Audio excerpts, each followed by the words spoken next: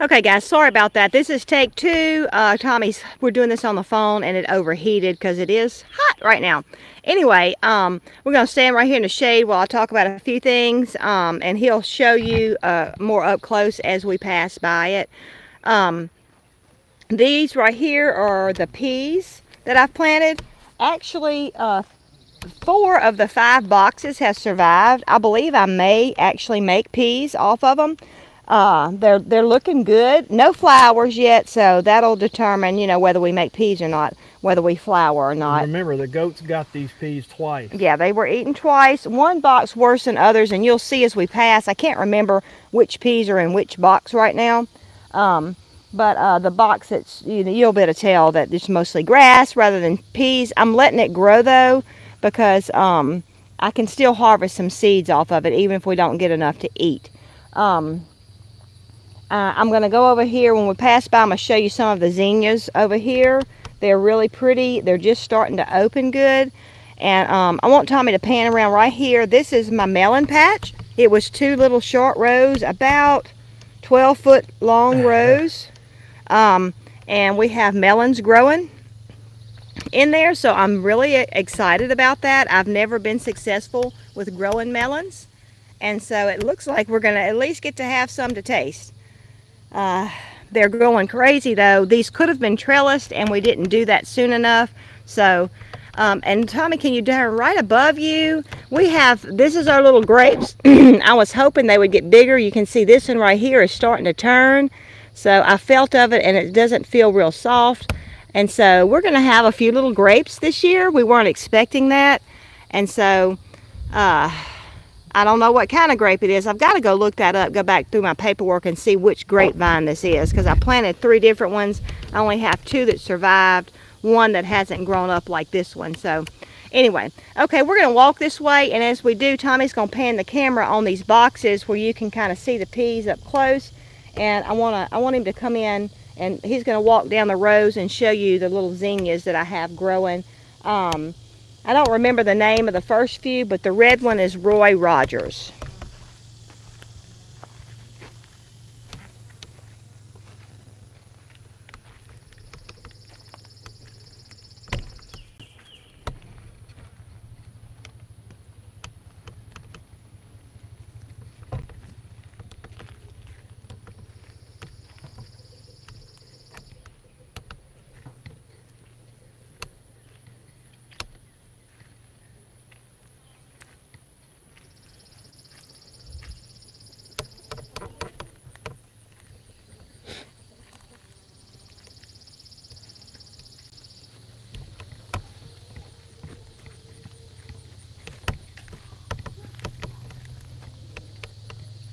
Unbelievably, we had some Danny corn that survived the goat onslaught. I think what happened was they were seeds that didn't come up in the initial growth, and they came up later, because I can't imagine corn coming back. Yeah, that's what happened. I had some skips. But we'd only had a small patch anyway, because we were just going to grow it for seed, and we're so happy that we do have some coming up for seed. And Patty was talking about the peas that didn't come back so well. Well, you can tell the difference between these 2 areas of peas and those over there. I do have a little bit of lettuce poking up through. Right here, I could come and pick some of this. I like to pick that early morning though. And here's some more right here. And I'll pick some of this, but I will let it go to seed. When it starts bolting, I'll go to seed and I'll harvest some seeds right here. For those of you just joining us on this second take, my iPhone overheated, and so it shut off on the first take. And so we're now on Patty's iPhone, and it may overheat and shut off too. And then we'll be done, I guess. And then we'll be done. This is the tomato rose. If you remember, this one's taller than this one because we planted these later. They're doing wonderful. Tommy got the grass out about a week and a half ago. It needs some touch-up work, but you know, it's still staying gone pretty good. We have lots of tomatoes growing. Here's some right here that's growing. And then over here we have tomatoes growing all in here too. Lots and lots of tomatoes. So if all goes well and they keep growing, we're going to end up with a lot of tomatoes. They're looking good too. I'm not seeing any blossom end rot, which I did do the what's the stuff I put on there? Salt, some kind of salt. Epsom salt. Yeah, I do the Epsom salt on them. So they're doing really good. And here's our snap beans. You know, this row should be completely covered. It was. Yeah, I mean, you know, you shouldn't be able to even see through them right now. I should have already been picking. You'll see I have a few little flowers, and we were talking about today that we may just hoe it all up and replant, but down towards the end there's some growing. I actually have about 2 snap beans I need to pick. So I think we're gonna leave it. We're back to leaving it. Tommy, you could see the grass all in the row here. He's been working on that today while I was working in the boxes. He's done these 2 rows. And so we'll either rake this up. If we're gonna be having rain, I guess we'll rake it up. If not, by tomorrow, this stuff will be dead and won't take root again if it rains on it. So here's the squash. And y'all seen some of my giant squash that I let get away from me? I did it again. I picked a 5-gallon bucket of giant squash again. So I just didn't get out here yesterday, and I should have been out here Thursday evening, and I didn't get to it. So squash has done really, really good. We thank God for that, and we are harvesting a few things. The tomatoes it's going to be a huge harvest when the tomatoes come in if all goes well. So, but let's walk back over there, and I think I've showed them everything. Yep. Let's walk back and show them our harvest for today.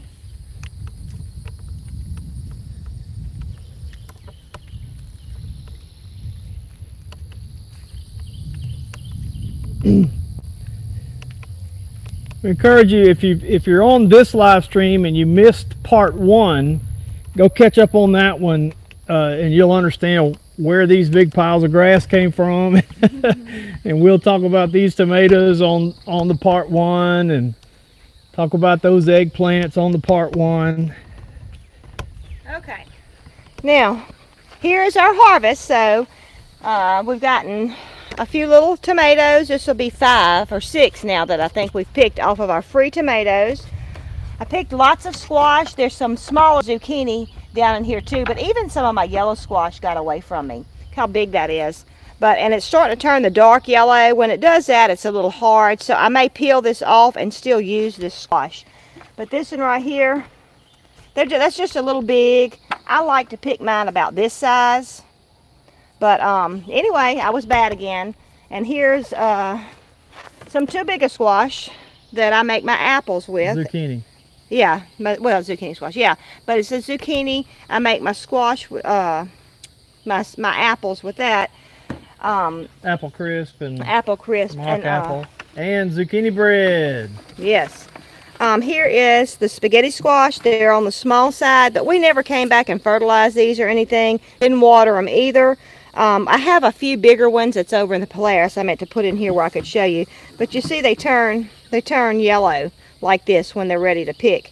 And you see this is kind of white on this side. They come on white and then they turn to yellow. So went ahead and harvested those, and so that's our harvest today. That's enough for me to have to work on right now. You want to come back? Are you good right there to be able to see comments or whatever? Yeah, I can see them from right here. Okay, unless you want to turn it around where they can be looking that way. Well, yeah, let me do that. Leave it? No, I can do it. I gotta keep in mind of the microphone. And if y'all did do a comment on the other video, please repost it on this one, because we won't be able to go back and answer those live. So all right, so let's take just a minute here. Let me get the microphone. Sorry if you're having bad noises. Yeah, it's not so easy doing it. We did bring the big mic out where we could where you could hear us better. Hopefully you could. Time to sow. The Goats Food Fest was just a small setback. That's right. Yep. We do have a long growing season in the South. Yep. Barnyard Chicken loves zucchini bread. Well, so do the customers of the Brookhaven Farmers Market. I sold out. I brought 7 or 8 loaves. Oh, squash dressing sounds wonderful, It does. Elizabeth. Danielle Yoder said pigs love squash. Yeah, and that's what I'm going to probably be doing with some of these hard yellow squash. Music Well made a video on the vine clips and cattle panels for some folks the other day. I tell you, we're sold. Loving it. Yep, we're loving it. Thanks. Yeah, Thomas, so the garden has definitely bounced back. It definitely has. Going to be a little later. Yep, tomato clips. Yep, Valerie, we just said that. We're loving the tomato clips. In fact, this evening I got a few more to put out. And we may need to order some more because we're down to our last bag. Yeah. Homemade Home. Hi from Slidell, Louisiana. Wow. How are you? Go Tigers. Yeah, I wish you could have seen I wish I could have zoomed in on that. We don't know how many's in there, but there's quite a few of them in there. You can't even tell where the rows are again. All right, stay cool, Valerie says. Well, we're fixing to do that right now. We're fixing to head into the house. And Country Living East Oregon style. I think they had asked this on part 1. I said, what type of leaves do you use on the beds? The type that are on the ground here. No, we use it's mostly oak leaves, and I mean there might end up some pine straw in there. We try not to get pine straw. And we do have gumball trees, and we'll put some of those leaves, but if there's gumballs on the ground, we try and stay away from that, because then we'll be planting gumball trees. Yeah.